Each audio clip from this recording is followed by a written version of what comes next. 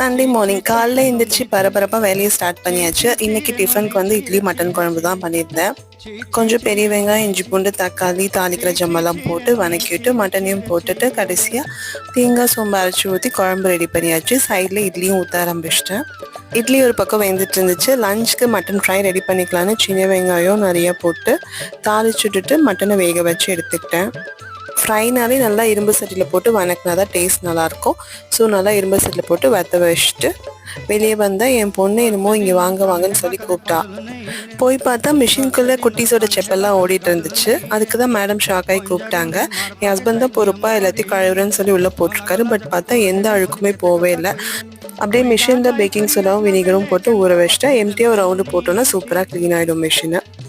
செப்பலில் இருக்கிறதுக்குலாம் அதுக்கப்புறம் ப்ரஷ் போட்டு தேய்ச்சி தான் க்ளீன் பண்ணிச்சு. எப்படியோ செப்பல்லாம் நல்லா பளிச்சுன்னு ஆயிடுச்சு. கண்டென்ட் பிடிச்சிருந்தா சப்ஸ்கிரைப் பண்ணுங்கள்.